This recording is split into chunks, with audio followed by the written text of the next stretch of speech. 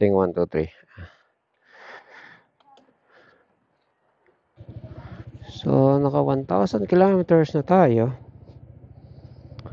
39, tipid oh. 39 no? Kilometers. Considering na medyo nag-idle kahapon.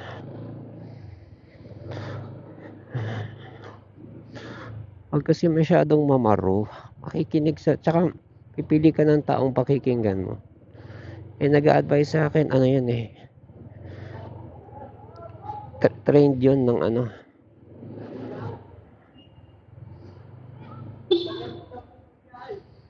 Trained yun ng Toyota. Trained and experienced Toyota mechanic. Official.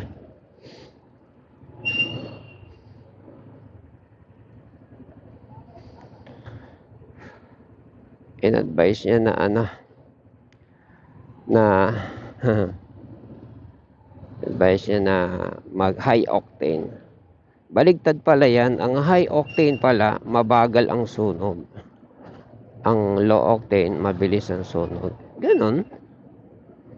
Ang high octane, mas malinis. Low octane, mas may carbon. High octane, mas mahal. Low octane, mas mura. So, contrary sa belief ng karamihan, na pag low octane, mas mura, mas matipid. Kasi mura mas mura nga naman per liter. Pero in reality, pag kinompute mo, mas matipid ka sa high octane. Kasi mas accurate daw yung putok. Kasi slow nga daw yung putok ng high octane. And ang gas daw, sinishare ko na i-share sa akin ang gas daw ay baligtad sa diesel. Ang diesel kabaligtaran. Sa diesel, ang high octane ang mabilis pumutok. Ang low octane ang mabagal pumutok. So baka yung mga myth ng tao na pag high octane mabilis pumutok yan, na napulot nila sa diesel na i-apply sa gas, baligtad ang gas. So ganun. Tipid 30, 39. Considering na yung biyahe na ito, city driving, puro traffic. Lalo na pag humataw ako nito sa mga walang traffic, di lalong matipid. Ngayon naka 48 nga kami. 45.8 kahapon. 45.8 sangka pa.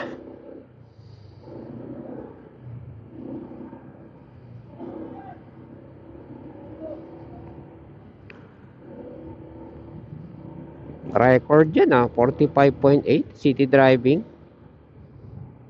Hindi, pala yon? May halong pala yon. Ang tawag nun, sementeryo. Diyan sa Kabading, Marilake. Sabi, matipid ang Marilake.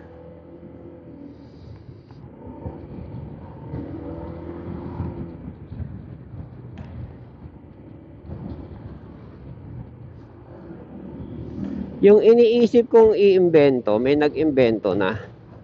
Siya, ang tawag sa ganon, silicone. So, ididikit mo lang sa loob ng helmet mo, sa ulunan syempre. Tapos, para sa mga hindi nagbabalaklaba. So, para siyang brush ng buhok na mababa lang naman. Siya, mga 3mm, 5mm, ganyan.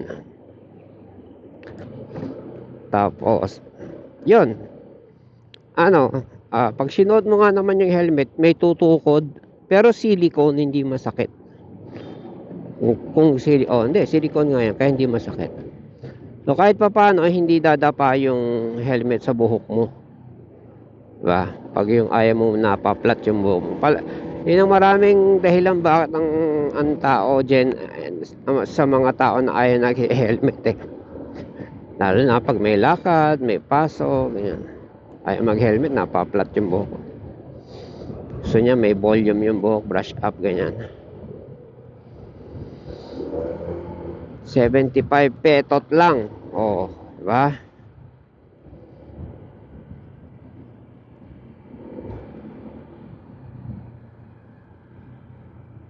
Gusto ko yun. Saan ba supplier?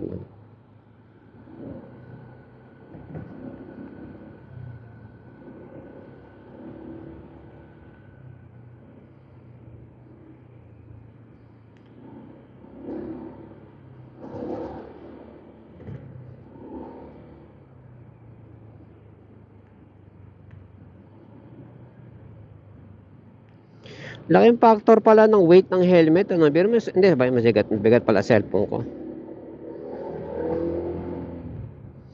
Bigat to eh. Yung battery niya 5,000 AH.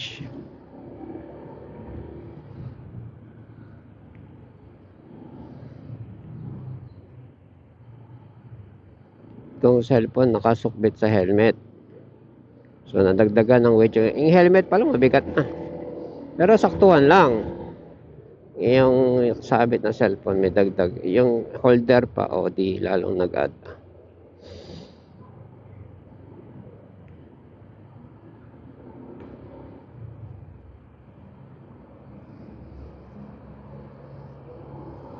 Tulad niyan, gusto ko sana sa Facon yung merong camera. Kaso, isipin mo pag nasira yung camera nun, paano mo yun ipagagawa? Wala na yun, disposable na yun. Dahil wala nga silang kapiyesa-piyesa eh. Biro mo, knuckle bearing lang. Aantayin pa from China, good luck. Ako, yung battery ko, inantay ko sa China sa Quezon. 3 buwan. Grabe.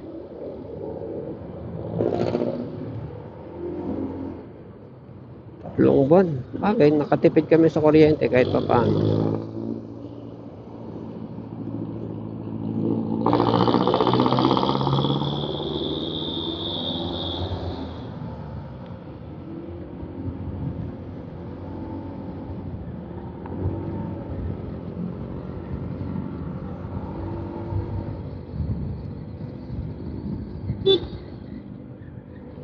Tingin-tingin din. Tatlo yung gagawin ko ngayon. Singilin si Engineer 1. Alam ko 4 pa nga eh. Asikasuhin nga yung palitada ng pader. Tsaka poste 2. Huh. 4 yun eh. 5 pa nga. Parang naalala ko. Eto yon. Alam niyo naman na pag nagkukwento ako tungkol kay Tililing, sa mga kahit si Greg na matino kausap. Okay? Pumayag ako na kunin niya na yung battery bilang ex-deal. Battery na na mabigat yung SLA. Pumayag ako na kunin niya sa akin isang set ng SLA bilang kapalit ng paggawa ng keso, okay? Iyon, ang pagalit sa akin ni teacher, bakit mo hinayaang kunin niya sa'yo? Wala pa naman siyang nagagawa. Hindi pa tapos, hindi pa nakakabit, hindi pa ba't mo pinayagan? Ako sa akin, tiwala ako sa tao, until sirain mo yung tiwala ko. Yun lang yun sa akin, okay? So balik, katulad niyan, na siya, nasa kanya na yung battery, hindi niya ako masingit. Siyempre inaano ako ni teacher na nakakita mo na, hindi ka na niya hinaharap, bayad ka na eh, paano ka pa niya uunahin? Siyempre uunahin niya yung ibang client niya na may bayad, may sweldo siya sa shop niya, lahat. Ikaw kasi masyado kang matiwala, gaganon din ako, hindi ako gaganon, ginaganon ako ni teacher. Masyado ka matiwala sa tao. Huwag kang ganyan. Nangyari kay Tililing, di ba? Maraming bagay na mapagtiwala ako. Until sirain mo yung tiwala ko. Ganon. O kung magtitiwala ka man sa maliit munang bagay, wag sa malaki. Palaki ng palaki. Tapos sobrang gradual. Kasi nangyari kay engineer, cash. Bigla naging 3 days, naging 1 week. Pero yung 3 days yun, cash yun. Yung 1 week na yun, hindi rin utang yun eh. Tapos yung 30 days, tumagal din, lumagpas din sa petsa. Sabihin, pag ang tao, hindi tumupad sa usapan, kahit tinupad pa niya bandang huli, minus na yun sa trust mo sa kanya. Kahit kumikita ka pa ng maganda. Ganun. Kasi kumbaga namati ako ni engineer eh. Pero mo cash, utang, malaki. Utang niya, nung unang utang niya sa amin, umabot siya ng 100,000 eh. Na-delay siya. Nabayaran naman pero may delay, ganyan. Pero kung sasabihin mo na na iaasa mo yung petsa na sinabi niya doon sa bayad, hindi ka talaga kaya nga salita ko sa kanya, ang term ko sa kanya, yung salita ni engineer hindi mo maisasaing eh. Ibig sabihin, kapag wala kang bigas at sasabihin mong ay magbabayad si engineer mamaya, sabi niya may sasaingin na tayo, hindi ka pwedeng ganun, kundi mamamatay ka ng tirik ang mata, malilipasan ka ng gutom. Dahil pag sinabi niyang babayaran ko mamaya, asahan mo may dahilan yun, okay, hindi ka nasasagutin nun pag siningil mo, o di ba? Pero eventually mababayaran ka rin naman, may delay nga lang talaga. So naging ganon siya nang naging ganon. So kumbaga nasanay na ako na wala siyang isang salita.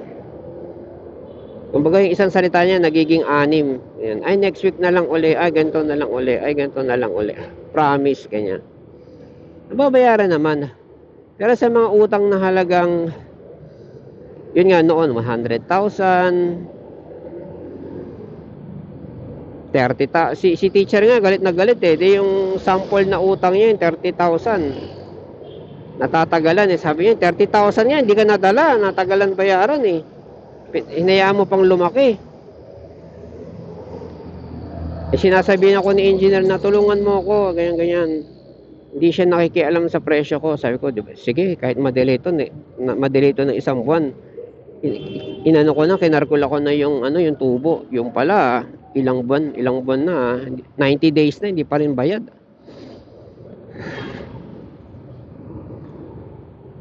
Lahat ng dahilan meron siya, kasi hindi pa siya binabayaran, ganyan.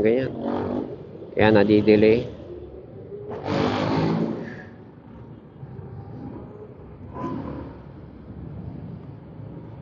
Ganon ang naging problema sa akin.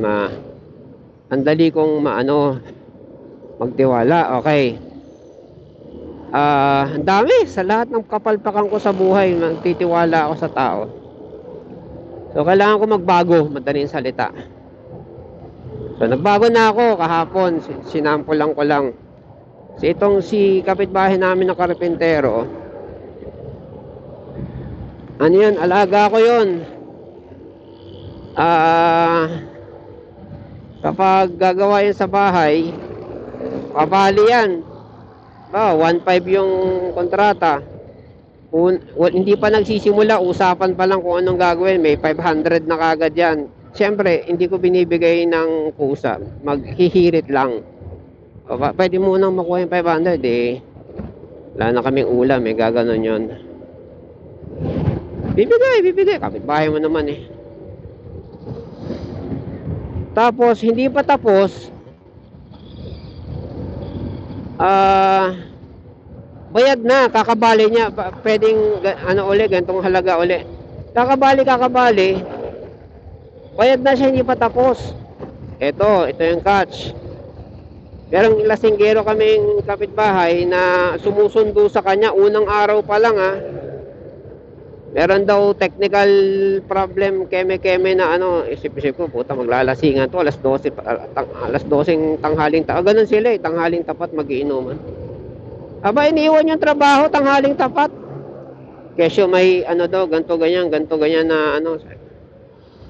Eh ako hindi ako mahilig makapag-away, totoo lang. Eh, isa pang bagay na kailangan kong baguhin sa sarili, kailangan marunong makapagsuntukan eh sa mga away. Kailangan ko maging basagulero eh.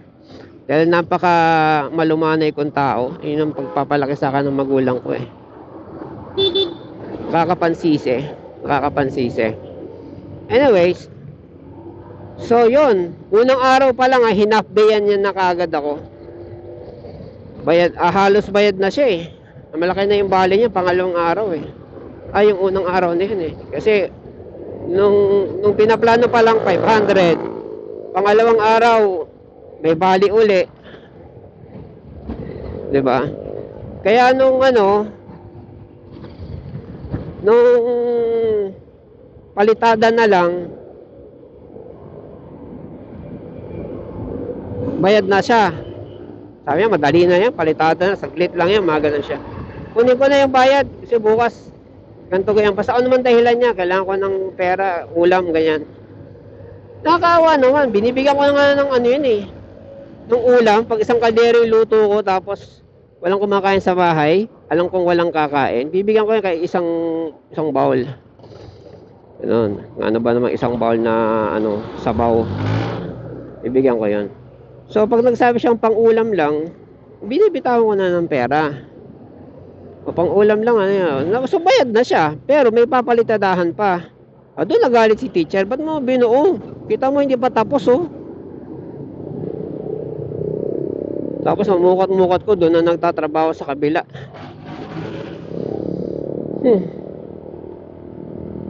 So yun na nga, kaya nga sabi ko kailangan ko nang magbago. So kahapon nagbago ako kasi nga inaantay ko na siya kasi ilang araw ang lumipas. Na hindi siya kumakatok sa inaantay ko, gusto ko sa kanya manggaling alika tapusin na natin ganon. Ilang araw lumipas kasi inaasahan niya may iba pang gagawin para another kontrata. Sinabi ko na hindi, tapusin lang natin to, yung sinimulan natin, tapusin lang natin. Sabihin, wala siyang bayad, di ba? Kaya siya tamad na tamad. Doon na lang siya sa ibang bahay gumagawa muna. Hindi talab na talab yung pagalit sa akin, teacher. Ikaw masyado kang tiwala sa tao. Bayad ka, di pa tapos. Kita mo ngayon, iniwanan ka sa ere. Di ba? Ang sakit ng tama dahil totoo. So kahapon, nung lumapit siya, sabi niya tapusin ko na yung palitada. Kaya lang syempre. Yung poste na ng Meralco na pinagagawa mo, hindi yung kasama sa usapan. Pero gagawin ko rin, dagdagan mo lang ako. Manon siya, di ba? Okay, magkano? Sabi 200. Okay, 200 sige. Alam ko na kung saan papunta yung sinasabi niya. Pabali muna ng pera. Gusto niya nang kunin yung 200. Sabi ko, wala ka pa nga nagagawa. Eto na, nagbago na ako, di ba? Wala ka pa nga nagagawa kukuha ka kagad. Kung ganon, parang nanibago siya, namula siya. Parang hindi niya akalain sasagot ako ng ganon. Sabay, binawi niya na lang, sige. Gumanon lang siya. Gusto ko sa'yo, lasinggero kasi yun pag may panglasing o pag natagayan ng ibang tao o pag nagkapera, lasinggero yun. At pag nalalasing yun, nilalabas niya lahat ng problema ng buong mundo. Maingay yun, napakaingay, napakahaba niyang mag-lecture. Uupo lang yun sa labas ng pinto ng bahay niya, which is labas ng gate namin, narinig mo. Le-lecturean niya ng lahat ng taong dumadaan o kilala niya, lahat ng nakagalit niya, lahat ng kasamaan niya loob. At napakahaba, napakalalim nung magsalita. Alam ko, nag-upload ako minsan nun hindi ko na maalala kung saan YouTube channel, pakayarami kong YouTube channel. Na-upload ko yun. Ang haba, hindi siya nauubusan ng sinasabi. So, I'm sure, yung ginanon ko siya, is mga kayang-kaya niyang kayang-kaya mag-lecture ng 5 hours sa ganun. Sa ganong pag ko sa kanya, wala akong paki. Bakit? Nagbago na ako 'Di ba? Sa dami ng mga scammer na nangyari sa akin, di pa ako magbabago, di walang mangyayari sa akin sa buhay ko. Lahat na lang may scam ako. So hindi ko siya binigyan. Nung tanghali, nakailang hirit siya noon, nung tanghali pa lang, ganyan. Humihirit ulit. Tapos yung anak niya, nasa CR ako, no, kumakatok, humihirit ulit, gano'n. Total, nung tanghali na, although tanghali na kami nagsimula, nung alas 12 na, nagabot ako ng 100. O yan, kasi kung matatapos yan, at least meron pa siyang singilin sa akin at meron pa siyang babalikan at hindi niya na naman ako iiwan sa ere. Okay? So, inabot ako, alam ko, ini-expect niya yung buong sweldo 200 So, nag-abot lang ako ng 100. Okay, abot ako 100. Pag abot ko ng 100, sabay talikod, sabay sundo kay teacher. Ay, hindi pa pala sundo. Dami ko pang ginawa. Bago ko masundo si teacher. Ito, top box. Inareglo ko tong top box. Ang haba ng oras kinugol ko rito. Hindi pa ako tapos. So, hindi siya bumalik. Hindi siya bumalik. Alauna, may pasado na ako umalis. Hindi siya bumalik. Mag-aalas 2 na yata yan. Hindi na siya bumalik. Oh, dalawa yan. Una, hindi mo kasi binigay ng buo yung sweldo ko. Kaya kaya tamad na ako. Sa yun. Pangalawa, kapag binigay ko yon, buong sweldo niya, eto na naman ako kay teacher. Wala kang kadala-dala. O, kita mo, nakabalandra na naman yung poste mo. Yung bakal na yun, nakasabit sa bubong. Kakalawangin yan, sasayang ka lang ng pera. Gano'n, di ba?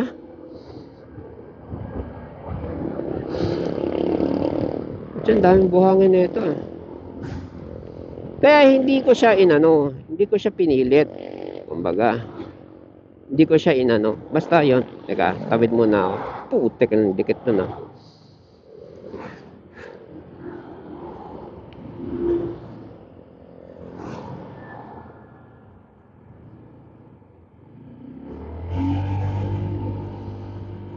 Dami na ito, 3, 4. Wow!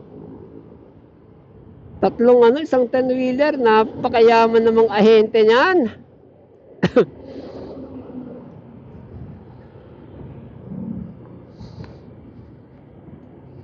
12, isang 10.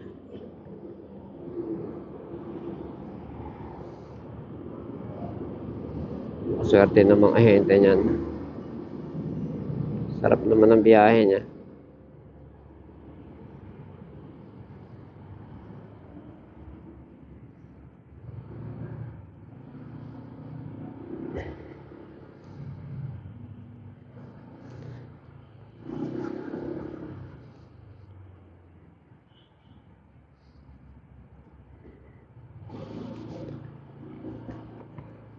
Yan, kaya inaantay ko na lang magkapera yan na maglasing Kahit 1 linggo, 2 linggo, 3 linggo yan magkapera.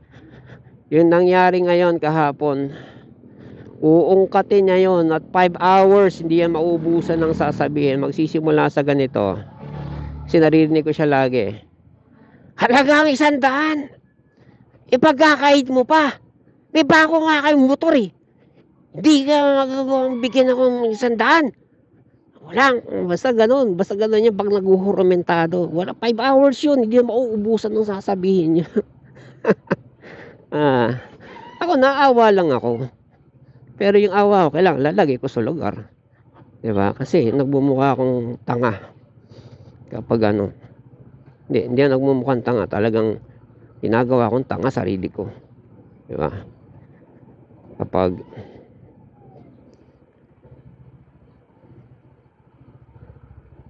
ginagawa akong tanga sarili ko kapag gano'n. Hindi ko ginagawa. Katangahan yun ang tawag doon.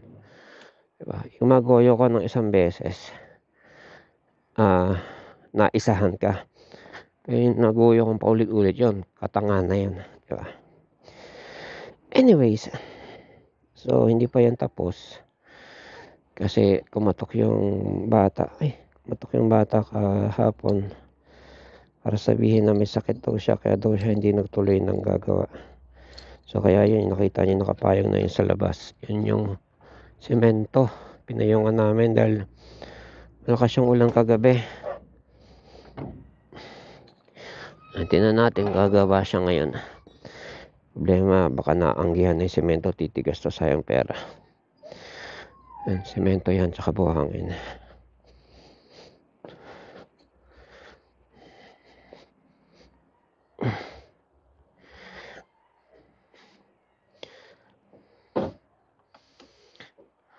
Sabihin nyo, bakit payat ng papaya dahil bungang payat? Sabihin nyo, kumuha na lang ibang karpentero. Mahirap kumuha ng ibang karpentero kasi away yan. Unang-una, dyan gagawa sa loob ng bahay niya, bakuran nyo. Alam mo, may usapan na nga kami. So, syempre, kapitbahay ko yan bigyan ko rin siya ng trabaho. Kahit papaano, di ba? Kahit yun na lang ang konsuelo.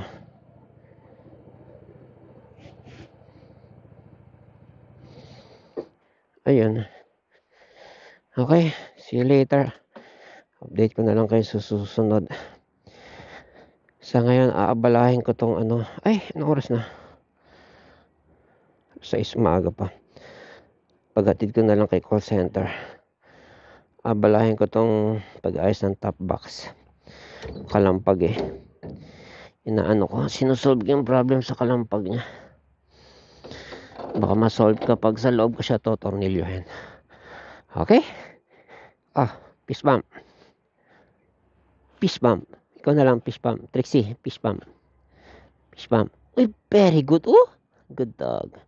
Bye!